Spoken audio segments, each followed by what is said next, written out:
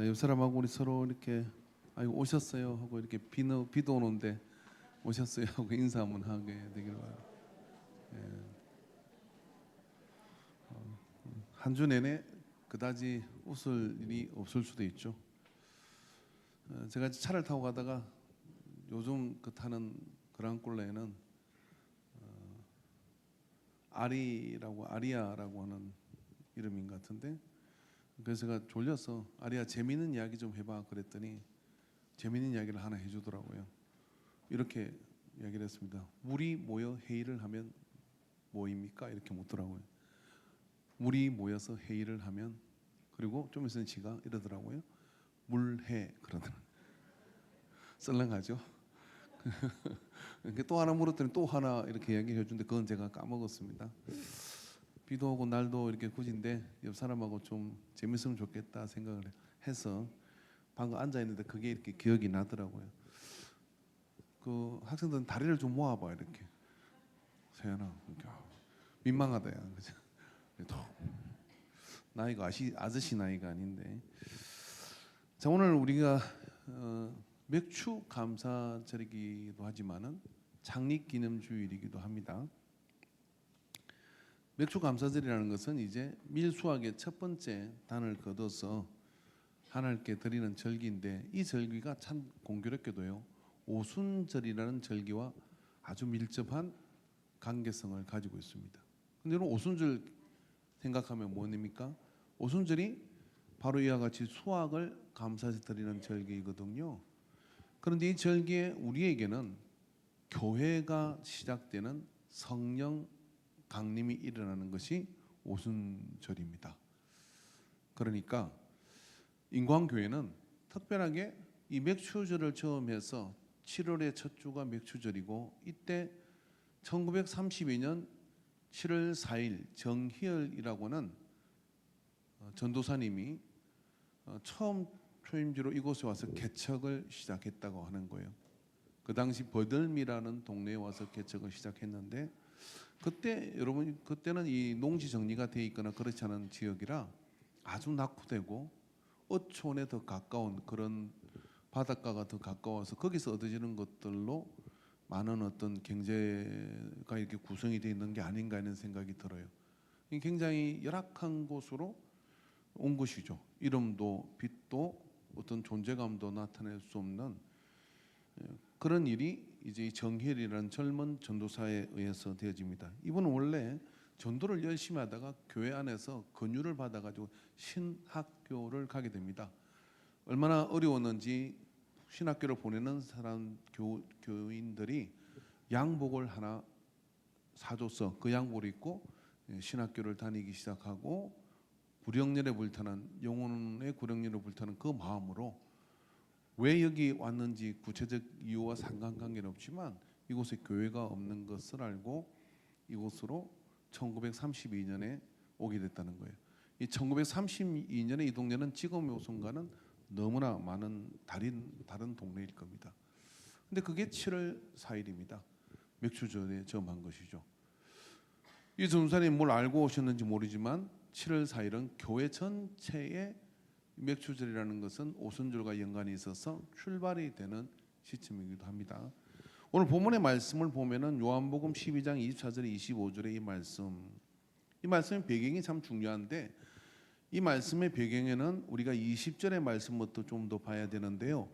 명절에 예배하러 올라온 사람 중에 헬라인 몇이 있는데 그들이 갈릴리 베세다 사람 빌립에게서 가서 청하여 이르되 선생이여 우리가 예수를 배우고자 하나이다 하니라고 말씀합니다. 하늘의 밀이 땅에 떨어져 가지고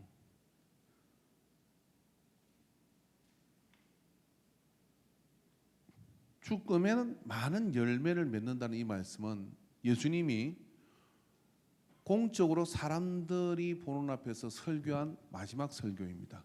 예루살렘에서. 근데 이 말씀을 하시는 시점이 여기 헬라인이라는 사람들은 유대인들이 아니에요. 어떤 하나님을 믿긴 믿지만 유대교에 완전히 속하였다고도 볼 수 없는 이 사람들이 어쩌면 예수님에 대한 소문을 듣고 이스라엘 땅으로 와서 그들이 하나님을 좀 더 구체적으로 알기를 원하는 정확한 분별력이 있었던 것이죠.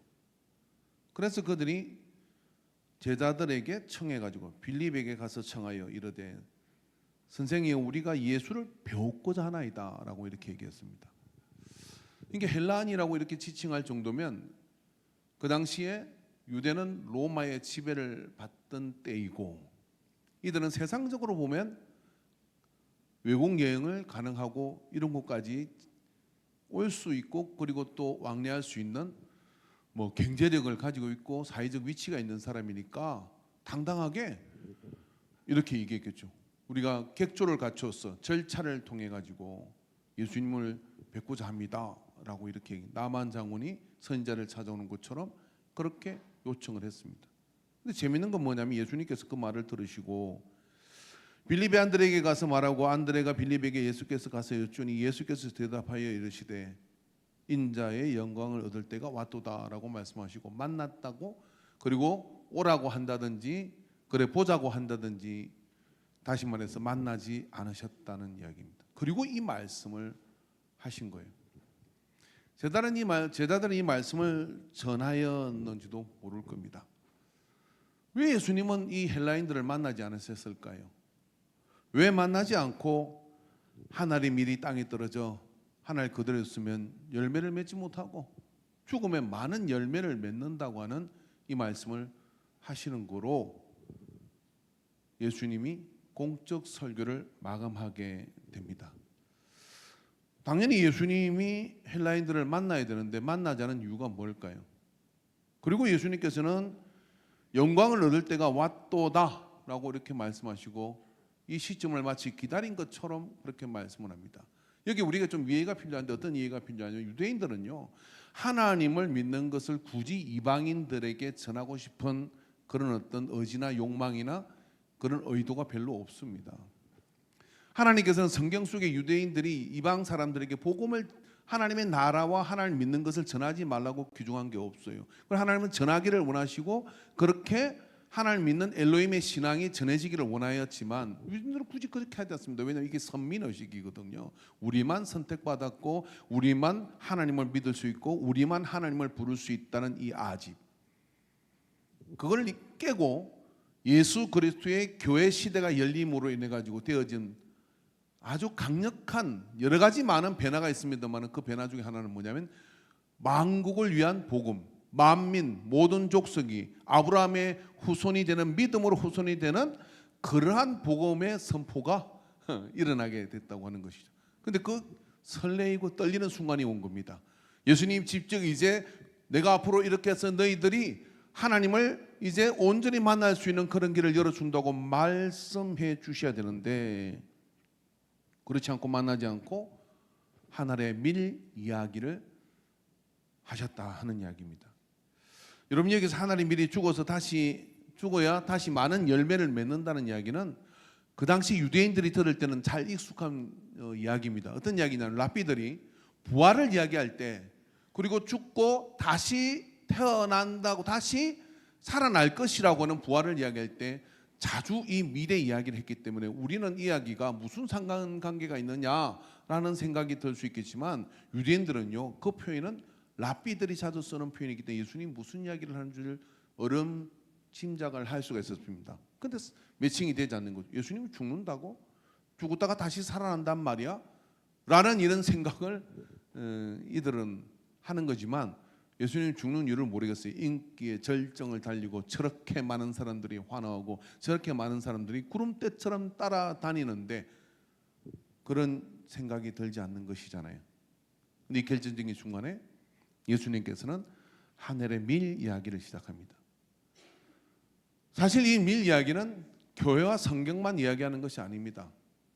우리가 흔히 문명이라는 것을 이야기할 때 흔히 우리가 이 도시 문화와 이 세상이 되어져가는 문명이라는 것이 야만이 아니라 원시적인 것이 아니라 지식을 개성 발전시키고 그리고 또 성장시키고 이렇게 많은 사회적 시스템이 만들어지는 그 출발을 들어가 보면 거기도 하늘의 밀이 있습니다. 메소포타미아라고 하는 비옥한 삼각지대에 양쪽에 강이 흐르고 그곳에 밀 생산이 일어나는 일이 벌어지죠. 근데 밀이 내 먹을 것보다 더 많이 생기는 거예요. 그러다 보니까 그 밀을 가지고 어떻게 하느냐면 물물 교환이 이루어지게 됩니다.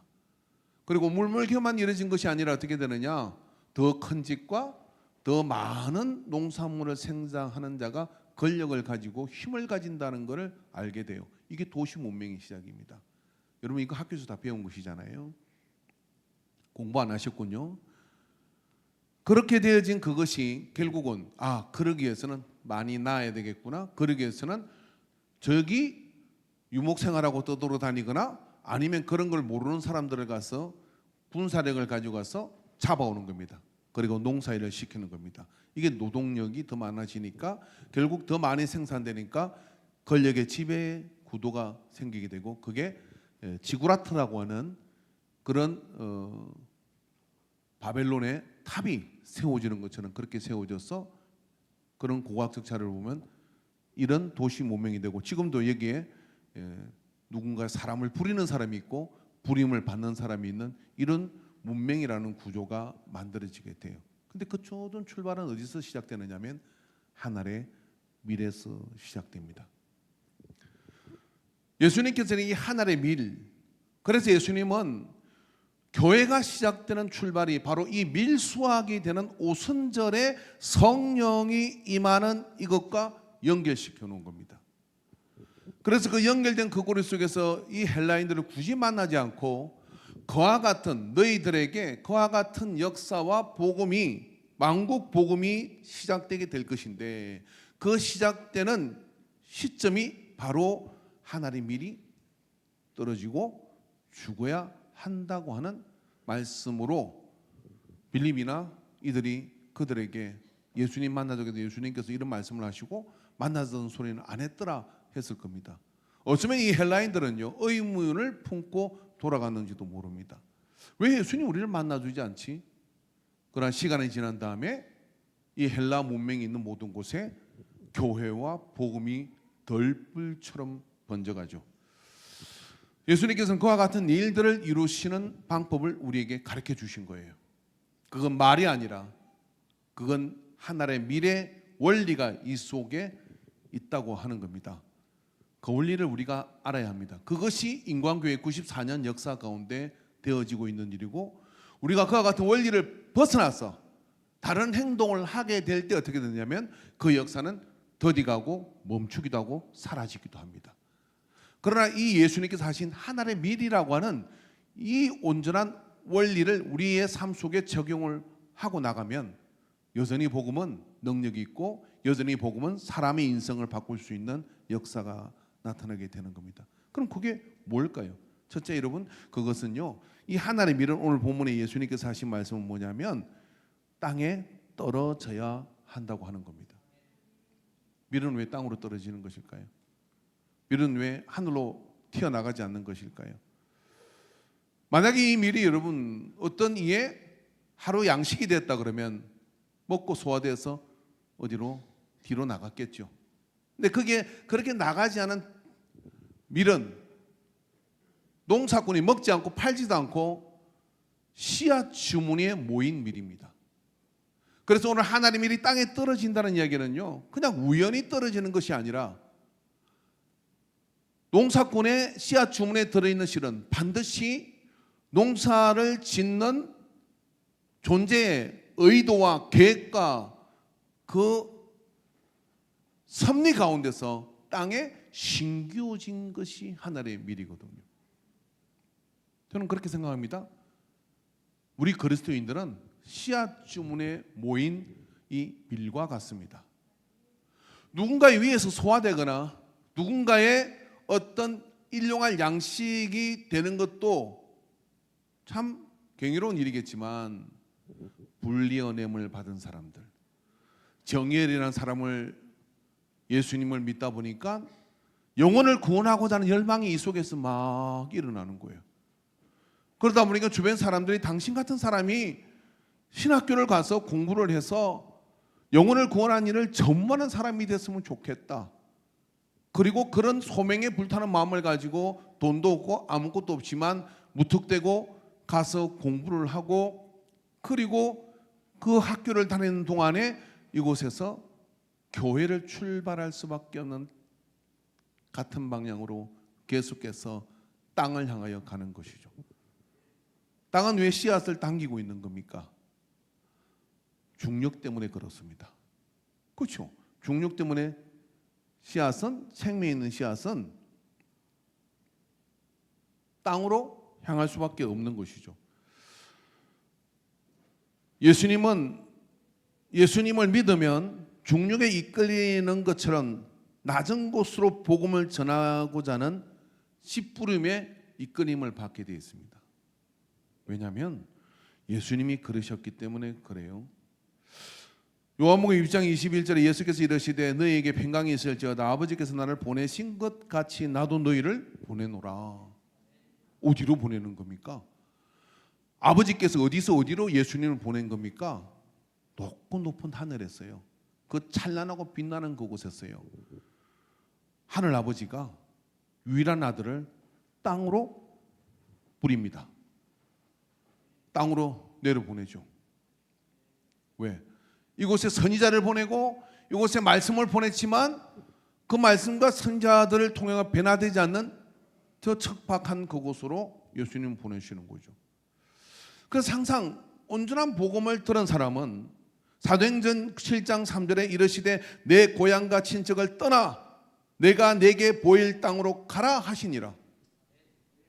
아브라함에게 명령한 이 명령은요, 아까 전에 제가 밀을 이야기했던 메소포타미아 문명이 시작된 갈대 우르의 지역은 그 당시 그 지역을 이야기하는 겁니다. 그러니까 도시 운하가 일어나는 그곳에서 하나님께서 뽑아내가지고 그 잘나고 아주 땅값 좋고 집값 좋은 그곳에서 빼가지고 내가 너에게 지시한 저 가나안 땅으로 가라 하고 보냈는데 그게 하늘에서 땅으로 떨어지는 것과 같은 굉장한 환경의 차이가 있는 것이거든요. 그렇게 보냄을, 땅에서 떨어지는 그런 보냄을 받게 되는 것이죠. 왜냐하면 예수님이 그러셨기 때문에. 빌립보서 2장 5절에서 8절에 너희 안에 이 마음을 품으라고 그리스도 예수의 마음이니 그는 근본 하나님의 본체이시나 하나님과 동등됨을 취하고 여기지 아니하시고 오히려 같이 읽읍시다. 자기를 비워 종의 행체를 가지사 사람들과 같이 되셨고 사람의 모양으로 나타나사 자기를 낮추시고 죽기까지 복종하셨으니 그 십자가에서 죽으심이라. 저렇게까지 망가질 필요가 있을까요? 그게 땅으로 떨어진다고 하는 것이 이런 겁니다. 그러니까 예수님을 잘 믿으면 땅으로 떨어짐의 보냄을 느끼게 되고 그게 따르게 되는 것이죠. 누가복음 2장 7절에 처자들을 낳아 강보에 싸서 구유에 넣으니 이는 여관에 있을 곳이 없습니다. 이런 이 천지 우주 만물을 만드신 하나님께서요 땅으로 오셨는데요, 그것도 보통 땅이 아니라 몸 하나 누일 곳이 없는, 그죠? 나귀가 춤을 줄줄 흘려서 밥을 먹는 구유. 그 구유는 차가운 돌로 된 구유입니다. 나무 구유가 아닙니다. 거기에 지푸라기 깔고 몸 하나 누이는 떨어짐, 낮아짐, 떨어져야 한다는 거예요. 땅으로 떨어져야 되는 거예요. 하늘의 밀이 땅에 떨어져 미미하고 초라하고 보잘것없는 그런 일이 일어났는데 지금 보십시오. 그 예수님이 이 땅에 오신 2000년 전, 그리고 지금 오늘 죽은 심장들에게는 그게 의미 없이 졸리는 이유가 될 수도 있겠지만 적어도 복음에 살아있고 예수님에 대한 그런 가치가 조금이라도 있는 사람은 그게 가슴 떨리는 일이거든요. 아무도 주목하지 않았어요. 목동 몇 명과 동방에서 온 사람들과 특별히 초대된 사람들만 베들레헴 마국간에 누인 예수 앞에 경배를 올렸습니다. 근데 그 시작이 인류 전체의 역사와 문화와 국가와 지금까지도 수천 수억의 많은 사람들의 인생을 바꾸는 이유가 된다는 게 말이 됩니까? 말이 안 되는 일이 이 하늘의 밀과 같이 땅에 떨어지는 선택, 신이신 하나님이 자기를 떨어뜨려 이 땅에 보낸 선택에 의해서 되어진 악을 대적하고 선을 추구하고 더러움을 피하고 순결함을 추구하는, 그것 때문에 생명을 걸어야 되고 그것 때문에 인생 전체를 다 드리고도 행복에 겨우 죽는 사람들이 줄을 잇도록 만드는 복음의 역사입니다. 먼저 떨어지니까 그런 역사가 나타나요.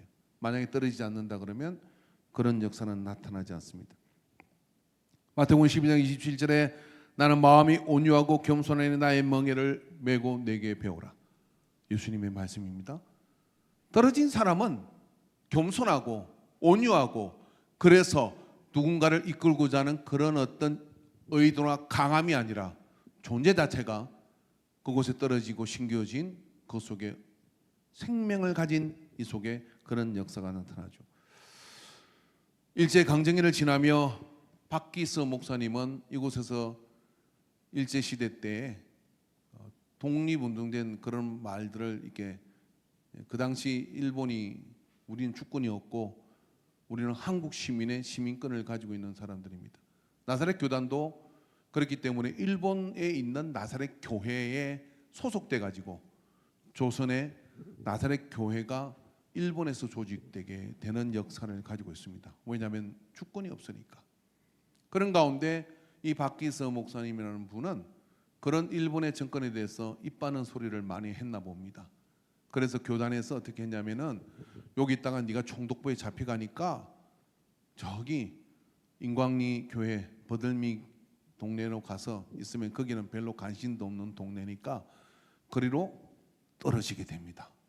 그리고 떨어지게 돼요. 그러니까 여기 오셨는데 하나님 미리 생명을 가지고 있으니까 뭐 하겠습니까? 열심히 전도하고 열심히 교회를 세우고, 그래가지고 안중에도 교회를 세우고 여기도 교회를 세우고 왔다 갔다 하시고 막 자전거 타고 온 데를, 이 당시 포장도 안 넣는 동네잖아요. 옛날에 평택은요 마누라 없이는 살아도 장화 없이는 못 산다고 하는 동네가 이 동네라 크더라고요. 요즘 괜찮죠. 그래도 교회를 안 와요. 비만 와도 안 오고 막 그러잖아요. 옛날에는 진흙해가지고 막 장화 없이는 다닐 수가 없었대. 근데 거기를 자전거를 타고 하니까 체인이 빠지는데 그 자전거 타고 저 안중까지 이천지로 막 강덕으로 어디로 돌아다니면서 교회를 세워가지고 그렇게 한 거예요. 근데 해방을 앞둔 2년을 전에 총독부에서 박기스라는 사람이 저기 안중 인광리에 있다는 것을 이제 정보가 들어간 거예요. 누가 질렀겠어요? 일본 앞잡이들이 질렀겠지. 일본 사람이 뭘 알았겠어. 그리고 압박이 오니까 지난번에 그 따님 되시는 장로님 와서 간증할 때 그 얘기를 했잖아요. 아버지가 이 교회에 어떤 분이 거죽대기로 덮어가지고 시체 옮기듯이 수레에 끌고 저 수원 밑에 그 원래 본가에 있는 그 사모님이 그 당시 이쪽에 와 있어도 언제 도망가야 될지도 모르니까 와 있지 않고 혼자 목회를 하신 것 같아. 그래가지고 거리로 몰래 수레를 끌어가지고 밤새 끌고 피신을 시켰다는 거예요. 그 여기서 죽다가 살난 거죠. 자, 그리고 해방에 맞았습니다. 원래 이 박기서 전도사님은요 아주 인텔리한 사람입니다. 배울 만큼 배웠고 지금 말하자면 서울에서 먹힐 수 있는 사람이고 그 당시 교단에서도 유력한 장래가 촉망되는 사람이에요. 그 해방이 됐으면 어떻게 돼요? 피신 왔다 있었으니까 이제 여기 뭐 볼 게 있겠어요. 그런데 서울로 가가지고 웬만한 유력한 교회로 가도 되는데 본인이 다시 이리로 올 것을 자원하고 선택합니다. 왜요? 왜 그럴까요? 하나님의 밀은 높은 곳을 향하여 가는 것이 아니라 땅으로 떨어지는 방향성을 가지고 있는 것이고, 이 박기서 전도사님이 여기서 목회하는 동안에 매일매일 언제 순사들이 잡으러 올지 모른다고는 위기 속에 있지 않았겠습니까? 그러면서도 매일매일 복음을 전하고 매일매일 사람들에게 복음의 영향을 전하는 동안에 뭘 경험했겠습니까? 하나님 미리 땅에 떨어져 죽는 십자가를 경험한 것이죠. 오늘 성경은 예수님께서 이렇게 말씀합니다. 뭐라고 말씀하시느냐면은 하늘의 밀이 땅에 떨어져 죽지 아니하면 죽으면 이라고 말씀을 했다는 거예요. 저는 우리에게 이 죽지 아니하는 밀도 있다 하는 얘기예요. 그러니까 농사꾼이 농사를 지었는데 씨를 뿌렸어. 너는 여기 심겨지고 너는 여기 심겨지고 심겨졌어. 근데 땅에 떨어진 씨가 자기 행태를 바꾸고 순을 피우고 겨울을 지나서 순을 피우고 그 다음에 뿌리를 내리고 하면 밀 하나의 그대로의 형태가 있겠습니까? 모습이 사라질 거예요. 자기 스타일, 자기 뭐 잘난 스펙, 자기 뭐 이런 것들이 다 박살나는 거예요. 그리고 해야 어떻게 되느냐면 30배, 60배, 100배의 또 다른 씨앗을 잉태하게 되는 거예요. 근데 이 농사꾼이 보니까 어떤 밀은 보니까 이게 추수기가 될 때까지도 땅에 그대로 있어, 이 씨가. 그럼 이뻐, 미워? 여러분이 농사를 지었는데 씨가 땅을 파보니까 썩지도 않고 그대로 있어. 저는 그런 씨가 있다면 망치로 박살내버릴 것 같습니다. 뭐 했냐? 그러지 않겠냐고요. 그럼 우리가 예수를 믿었다면요, 예수님이 하신 말씀처럼요, 썩 죽지 않는 씨가 있다는 거예요. 죽는 씨가 있다는 거예요. 선택을 해야 하는 것이죠. 자기의 생명을 사랑하는 자는 잃을 것이고. 왜 죽지 않았을까? 항상 자기중심적이에요. 십자가를 경험한, 우리 교회 십자가를 이쪽으로 옮길까 싶어요. 예배 시간에 십자가를 봐야 되는데 이 옆에 있으니까 이걸 안 보고 계속 화면만 보니까 안 죽나? 가끔 저쪽도 보시기 바랍니다. 웬만하면 가서 매달려 보시기도 하시고. 제가 마당 농구장 옆에다가 통나무 2개를 갖다 놨어요. 너무 무거운 걸 갖다 놔가지고 저걸 십자가를 만들어가지고 좀 깎아가 만들어가지고 우리 교회에서는 장로님이 되시거나 직분을 맡으면 한 번 치고 일단 체력이 좋아야 돼. 한번 마당을 돌면 어떨까? 뭐 이렇게 막 리더가 되고 그러면 십자가를 한번 치면 어떨까? 그런 생각을 자꾸 생기는데 실행에 옮기지는 않겠습니다.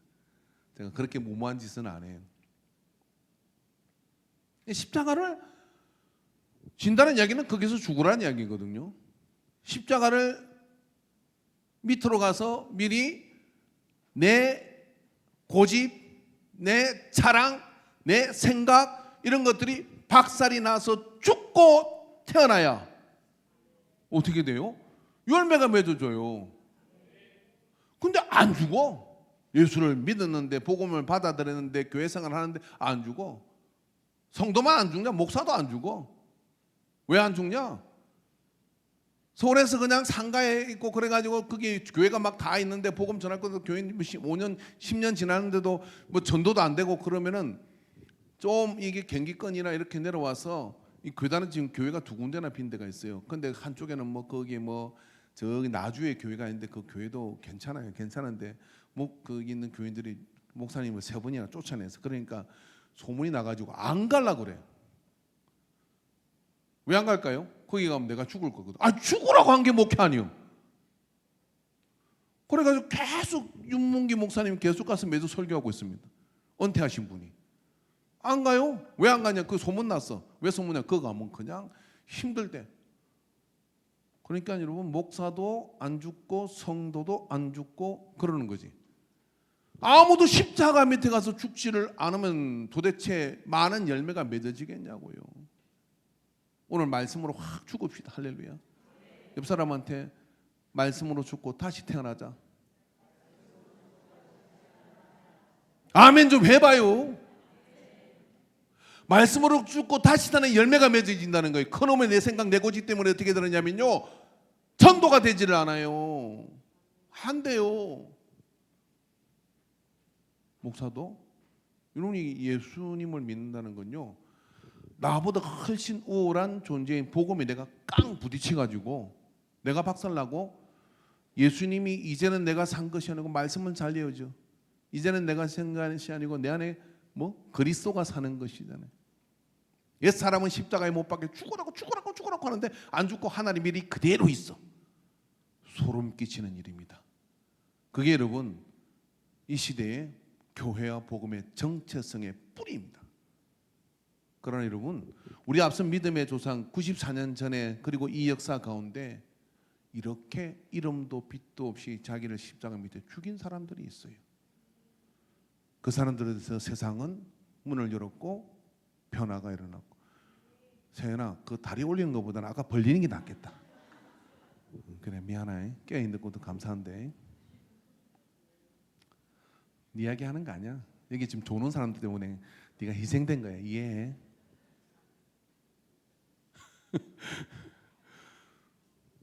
그렇게 안 죽으니까. 근데 성경은 예수님은 뭐라 그럽니까? 여러분 짧은 말씀이지만 예수님은 다 하셨어요. 하늘이 미리 떨어져야 된다. 하나님이 보내는 곳에.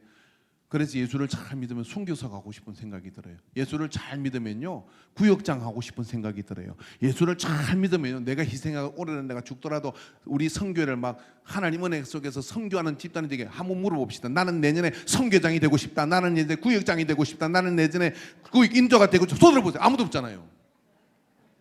아무도 당연하잖아요. 아, 누구 시키세요? 누구 시키죠? 왜 그러냐? 떨어지기가 싫었거든. 왜 그러냐? 십자가에서 안 죽어서 아직 내가 있기 때문에 안 되는 거예요.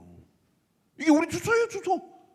우리 교회만 그런 게 아니라 모든 교회가요. 무슨 사역절 연말이 되면요, 그냥 탁구공 치듯이 이리 치고 저리 치고 저리 치고 요리 치고 해가지고 전부 다 앉아가지고 가만히 죽지 않은 미련이 돼가지고 나 자신을 딱 지키면서 그렇게 있다가 가. 예배 마치면 집에 가. 밥만 먹고 가. 좀 더 죽으라고 오후 시간에 부르면 안녕히 계세요 목사님, 저는 너무나 오늘 공사가 다 망해야 됩니다. 다 망하여 갑니다. 안 죽어. 교회가 전도를 가도 안 가. 왜 그러냐? 십자가를 경험한 적이 없어요. 십자가 부활 외에는 전할 것이 없다고 말씀했잖아요. 우리 진짜 세게 이야기 안 하려고 하는데 십자가 밑에 죽은 경험 없으면 천국 갑니까? 아니 십자가를 경험 못하는데 천국 갑니까? 나는 간다고 말 못하겠는데요. 그렇지 않습니까? 예수 믿는 사람입니까? 못하겠는데요. 십자가를 경험할 때. 그래서 예수님은 헬라인 들고 유창한 헬라어로 아니면 그 유식한 지식에 대할 생각이 없었던 거예요. 안 만나요. 봐라, 내가 어떻게 복음을 전하는지, 내가 어떻게 복음을 심는지. 십자가에서 내가 죽는 거예요. 내가 왔잖아. 하나님이 세상에 낮고 낮은 곳으로 와서 내가 죽을 거야. 당신을 던져서 채찍에 맞으고 그가 채찍에 맞으면 우리는 나음을 입고 그가 죽으심으로 우리는 속량을 받았어. 그리고 예수님 뭐라고 이야기하십니까? 빌립보서 2장 8절에 사람의 모양으로 나타나서 자기를 낮추시고 죽기까지 복종하셨고 십자가에서 죽으십니다. 고린도서 1장 18절에 십자가의 도가 멸망하는 자들에게 미련한 것이요 구원을 얻는 우리에게는 하나님의 능력이라. 누가복음 13장 20절에 21절에 또 이르시되 내가 하나님의 나라를 무엇으로 비교할까? 마치 여자가 가루 소말 속에 갖다 넣어 전부를 볼피게 하는 누룩과 같으니라. 자기 행태를 완전히 부수뜨려서 세상과 나는 간 곳이 없고 부수간 조만 보이는 일은 십자가의 관문을 통과할 때만 가능합니다. 십자가를 통과하고 나면요, 예수님 마음이 속에 들으면요, 다른 게 다 잠재워져요. 그리고 뭐 이런 거 저런 게 별로 따져지지가 않아요. 그리고 뭐가 느껴지느냐? 예수님이 원하시는 주님의 말씀, 주님 마음이 향하는 곳에 나의 마음이 향하는, 주님의 눈물이 이런 것에 나의 눈물이 있기를 원합니다. 이것만 남는데 그게 뭐가 어떤 게 뭐라고 이야기를 하겠습니까? 예수님께서는 죽어야 된다라고 얘기해요. 근데 재밌는 건 안 죽는 밀이 있다는 거예요. 어떻게 땅에 심겨주는데 안 죽을 수가 있어요? 예, 안 죽는데, 살아있는데 안 죽는데. 피라미드에서 밀이 하나 나왔대요. 3,000년 된 밀이 나왔습니다. 과학자들이요 궁금한 거야. 이 밀이 발화를 할까 안 할까? 했을까요 안 했을까요? 이렇게 목사가 말을 하는데도 이제까지 서로 호흡을 안 했으면 제가 말을 하겠어요? 발화했지. 근데 이 밀이 3,000년 전에 심겨져 가지고 계속 발화되고 또 다시 또 씨앗을 남기고 발화되고 씨앗이 남기고 발화되고 3,000년 동안 땅속에 있으면 뭐 하느냐고요. 이게 놀랍고 경이로운 겁니까? 망한 거지. 그 밀이 사라지더라도 많은 열매를 맺었으면 수많은 영혼을 먹여 살렸을 거 아닙니까? 이게 복음입니다. 예수님께서 이 말씀을 하시는 거예요. 많은 열매를 맺느니라. 열매는 그냥 만들어지지 않습니다. 죽어야 만들어지는 겁니다. 마태복음 7장 17절에 20절에 이와 같이 좋은 나무마다 아름다운 열매를 맺게 되고 나쁜 나무는 나쁜 열매를 맺게 되고, 성경은 얼마나 열매에 집착하는지 몰라요. 예수님이 이렇게 말씀하십니다. 너희도 내 십자가를 지고 나를 따르라고 얘기합니다. 너도 십자가 통과해야 된다고 이야기를 합니다. 오늘 94년은 그냥 만들어지는 게 아니고요. 앞으로 94년 이 다음에 돌아오는 우리의 모든 인간의 역사는 볼 것도 딴질 것도 없이 떨어지고 십자가에서 죽은 사람들의 역사입니다. 우리의 역사를 기억 못해도 괜찮습니다. 하나님은 기억하시니까. 사실 우리 교회 역사를 뒤져보더라도요, 세상 사람이 우리가 사람들이 기억 못하는 땅에 떨어지고 지금도 역시 마찬가지예요. 십자가에서 죽어져서 열매를 맺는 사람들이 있습니다. 그 사람들이 하늘에 기억되는 사람들입니다. 그런 기억되는 역사들이 나타나게 되길 바랍니다. 그분들이 정의열 전우사고 박기서 목사님이고 앞서간 믿음의 영적 지도자들과 그나마 목사들은 이름을 남겼으나 이름도 없이 그렇게 헌신한 사람들의 역사가 여기에 배어 있는 거예요.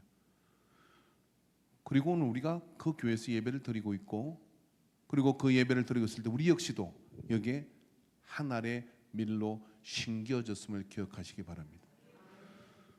저는 별로 어디 가서 누구냐고 물으면 학벌을 자랑할 것도 없고 제가 서울대를 나왔다고 말한 적이 없지 않습니까? 왜냐하면 제가 안 나왔기 때문에 말을 안 하는 겁니다. 근데 정말 자랑스러운 건 뭐냐면 인광교회 94년 된 교회 11대 목사 1위 2번이야. 그러니까 저는 곱줄로 1등을 2번 해야 되는 사람입니다. 11대 목사라고 하는 거는 감당하기 어려운 그러한 영광이고 존귀함입니다. 하나님이 섭리없이 되겠습니까? 여러분, 그런가 우리 함께 신앙생활을 하고 있다고 할 때 이 원리를 잘 따르십시오. 많은 열매를 맺는 풍성한 삶이 일어나기로 한다면 반드시 낮은 곳을 향하여 나 자신을 낮추고 떨어져야 되고 죽어야 합니다. 죽지 않고 그대로 3,000년 있어도 열매를 맺지 못해요. 죽으면 많은 열매를 맺습니다. 죽지 못하는 이유는 간단합니다. 자기 자신, 자기 생명을 사랑하기 때문에 그래요. 자기 생명을 사랑하는 자는 잃어버릴 것이요 세상에서 자기 생명을 미워하는 자는 영생하도록 보존하리라. 이 보존의 역사의 원리를 잘 이용해서 인간의 부흥과 여러분의 삶의 부흥과 나라와 민족의 부흥을 이루는 그런 진원지가 되는 우리 교회가 되기를 주의 이름으로 축복합니다. 기도하겠습니다. 하나님 아버지,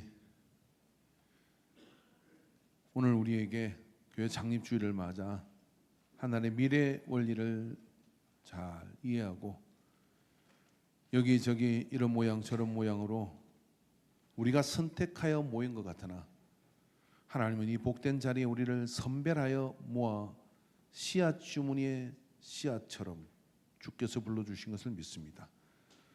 주여, 이곳에서 많은 열매를 맺는 예수님의 말씀을 따라 그 열매를 맺는 우리가 되도록 이끌어 주소서. 모든 것 받으심을 감사드리며 예수님의 이름으로 기도하옵나이다. 아멘. 이제는 우리를 위하여 높고 높은 보좌를 버리시고 낮고 낮은 곳으로 오셔서 하늘의 밀이 되신 그래 우리를 구속하신 예수 그리스도의 구속의 은혜와 이 우주 만물과 모든 역사를 주관하시는 그러며 우리를 사랑하시는 하나님 아버지의 사랑하심과 성령 하나님의 감화하심이 오늘 예배를 통하여 하늘의 밀이 되어 그들이 있지 않고 땅에 떨어지고 죽어 많은 열매를 맺기로 작정하는 예배자들의 머리에 인생의 가문이 이제부터 영원토록 함께 있을지어다. 아멘, 아멘, 아멘.